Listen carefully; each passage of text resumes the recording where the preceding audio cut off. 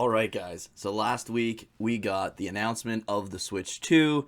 Whether Nintendo actually wanted to release it or not is a whole nother question. If you enjoy gaming content, JRPG content, Dragon Quest content, all that good stuff, top 10 videos, please remember to like, subscribe, and turn notifications to all. Now let's begin.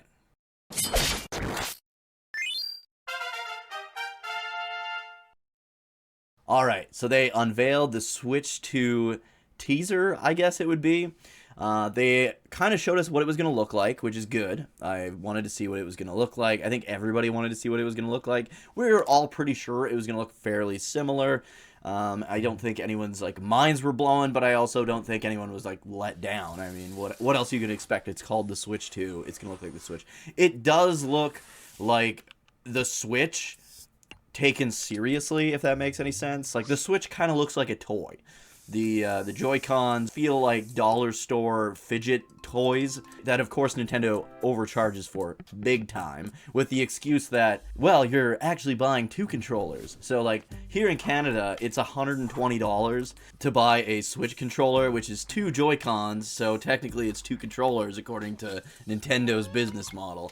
And I've kind of been an avid hater of Nintendo since kind of the Wii because of all that shit. You'd buy the Wiimote at the full price of any other controller that generation, and then you'd have to spend extra for the other half of it in the nunchuck. Nintendo has been just gouging its fan base for years, and they seem to love it for some reason. The Switch was always kind of an outlier for me. I didn't like the N64. I thought the N64 was kind of garbage. It has some fun games on it, but let's be real, if you compare it to other consoles of that generation, like the PS1 or the Saturn, it really doesn't have a lot going for it. Same kind of thing for the GameCube, but I will say that I think the GameCube ran better than the PS2 and the Dreamcast, but as far as games and stuff, it doesn't even come close to the PS2 or the Dreamcast. And then the Wii was kind of the whole gimmick thing. It was kind of in between the PS2 and the PS3. I think the graphics were more on par with the GameCube, honestly. And the Wii, again, I have hundreds and hundreds of games, and maybe only 6 of them are Wii games. And that's kind of how it's been for all Nintendo consoles other than maybe the NES. I have a shitload of NES games, and I have a decent amount of Super NES, but after that, Nintendo's kind of been all downhill. That is until the Switch. So I think naming this the Switch 2 is a good move. I know the Wii U, it was a terrible name. It sounded like how the PlayStation has the PlayStation 4 Pro and the PlayStation 5 Pro. I think people got confused, specifically parents, with it being called the Wii U. They thought it was maybe just an expansion of the Wii, and in a way it kind of is. It plays Wii games. You could use your Wiimote, which was kind of nice, and I don't know for sure if we're getting that on the Switch 2. I wouldn't be surprised if not, because if there's one thing Nintendo loves to do, it's making you purchase more accessories. I hope that you could use the Switch controllers for the Switch 2, at least for some games. Even with the PS5, for example, you can use PS4 controllers for PS4 games, and it's fully backwards compatible with the PS4 games. And it sounds like more or less the Switch 2 will be fully backwards compatible with Switch games, other than probably the odd super gimmicky game like Labo or Ring Fit Adventures or whatever, which I've always kind of wanted to play. My whole issue, I guess, with the reveal, and we'll get into the positives and stuff too, but my whole issue with the whole reveal is, and it's not even necessarily their fault, the fact that they didn't really show anything. And I think it comes down to the fact that there were so many leaks. My buddy Hacko in our Discord, which you should join, by the way. The link is always in the description below. So if you want to hang out with all of us, be sure to join the Discord. We've got the best community on the entirety of the internet. Come hang out with us there. Hacko's been kind of closely following the Switch 2, and he's been delving into patents and trademarks, just grabbing stuff as it comes out. So that's how we know the Joy-Cons are going to have Hall effect, which basically just means that there's no chance of Joy-Con drift, which is a good thing. I'm still disappointed that like this past console generation had Joy-Con drift, because for years that was not a factor. In fact, it was never a factor as far as I know until the Switch and I think the PS5. I haven't had it yet with my PS5. I think it was the 5. I don't know if it's the PS5 or PS4.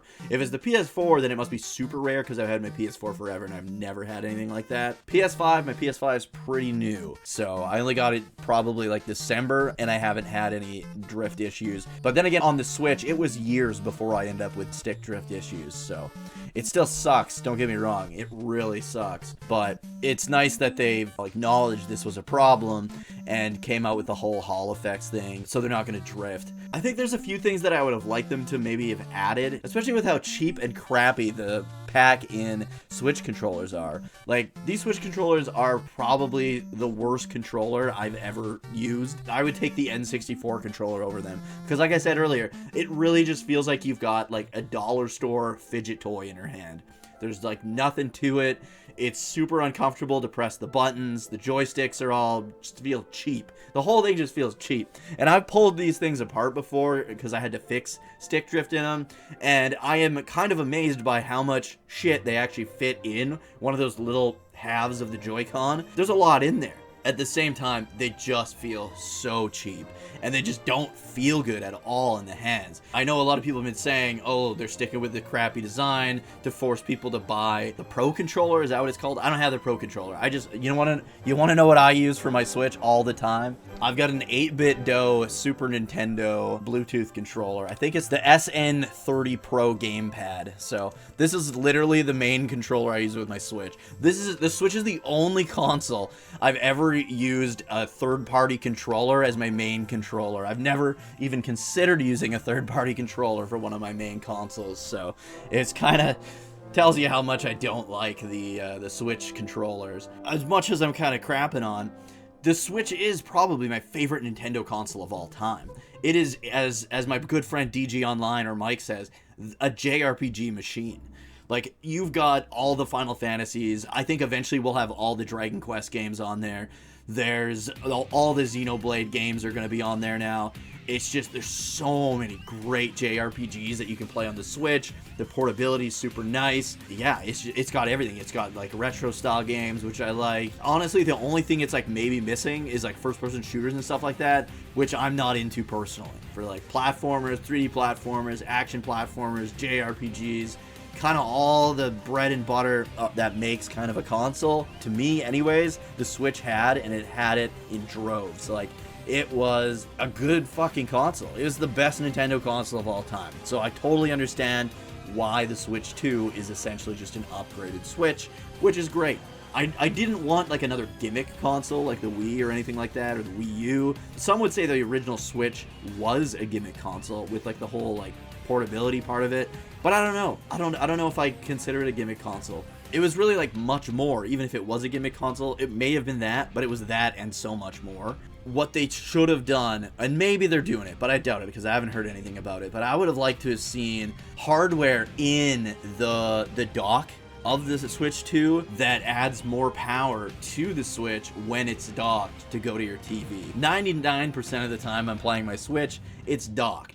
So I think there's a missed opportunity there to have like hardware, some kind of like hardware acceleration, something to push out extra graphics, extra frame rate and stuff like that built right into the dock, so you don't have to have everything in that small little screen. I know even the Switch, it runs at like a lower frame rate and maybe a lower resolution when you have it undocked, which is fine, completely fine.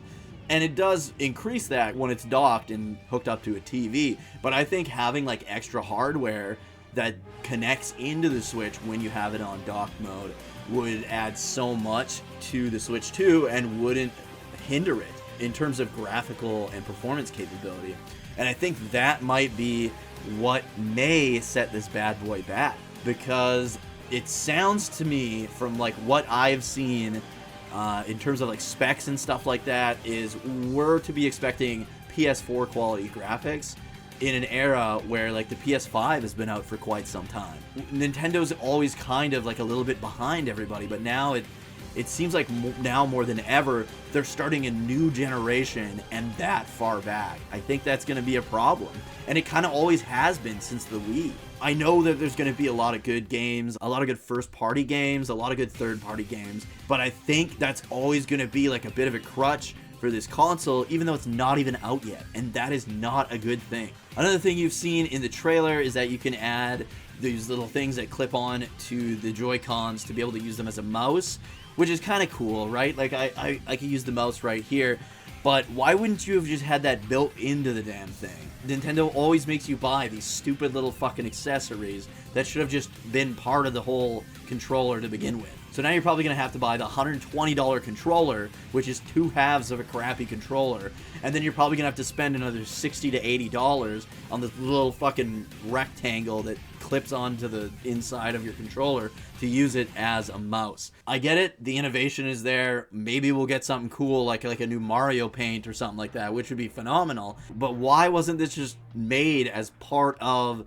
the controller itself? It looks like a tiny little piece that you clip on. Nintendo is so bad for nickel and diming its fan base, and I just can't stand it, man. It drives me crazy. Overall, honestly, I know I've heard a lot of people complaining that, oh, it's just a Switch, but enhanced, and that's kind of all people were really wanting.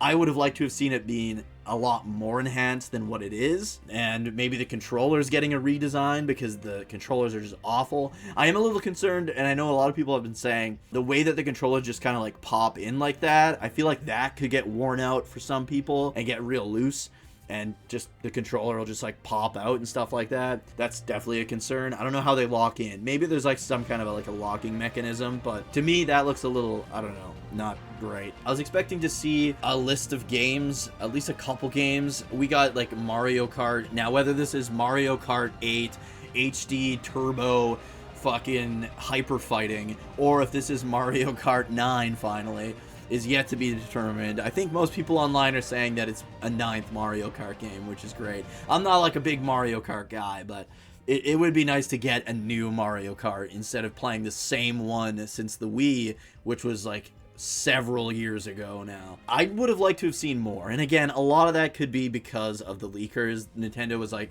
look, we just got to get this shit out. People are leaking our stuff left, right, and center. We need to just go ahead and announce the damn thing. I think we just need to see a lot more of the games that are going to be coming out for it. Metroid Prime 4, I imagine, would have to be a launch title. I mean, that game's been in the works for years, right? They've got to come out with a new Zelda game. But yeah, what are your thoughts on the Switch 2? Is it everything you imagined it would be? Are you waiting to see more? Is it a disappointment to you, maybe? I don't know. To me, it's kind of in the middle. I'm not like super hyped for it. I do like that it's fully backwards compatible. That's something that I think every console should be since the PS2, but unfortunately hasn't been the case, right? But I don't know. I'm looking to see what kind of games we're going to be expecting on this. I know there's like a lot of developers, I think, that have been like biting their tongues with games that they want to announce, and maybe now that the floodgates have been opened, maybe they can come out and announce some games coming to this console. I wouldn't be surprised if some games that were announced for the Switch are going to have like an enhanced version on the Switch 2, similar to what we've been getting from the like PS4 and PS5. But I will leave you guys with a quote from Hideki Kamiya, who worked with like Platinum Games. He now has his new development team is called Clovers, I believe. But he's worked with Capcom on a ton of projects like Devil May Cry, and he did Okami and like all these great games. I'll leave you a quote with his thoughts on the leaks and stuff like that. So he said, "I hope that all of the people who leaked Switch 2 information, those who helped leak it, will be cursed for the rest of their lives to always have poop in the soles of their shoes when they get home. The shitty leaker only acts for his own pleasure and self-satisfaction. Not only is he not contributing to anyone's benefit, he is incurring all sorts of opportunity losses and has done nothing to be proud of in front of others. He is the worst of scum, so he should be covered in shit from head to toe and thrown out of the atmosphere, and then stop thinking and wander forever." So I understand, man. It can't be good. You've got all these projects, you got all these coals in the fire, and the lid just kind of gets blown off the whole operation by leaks, and then you gotta come out with a trailer way earlier than you had ever planned. So I completely get that. I just want to see kind of what games to expect. I would love to see like a Mario Paint 2, or with that mouse feature, like That's like the first thing I think that's coming to everyone's minds. I was like that dumb kid that just played the Fly Swatter game, but I'm still interested in seeing like what others do with it. In fact, like a Mario Maker or something like that, where you can actually use a mouse, would be really handy too. Anyways, thank you guys for watching. I hope you guys enjoyed the video. If you did, please remember to like, subscribe, and turn notifications to all so you won't miss the next one. And I will see you guys in the next one.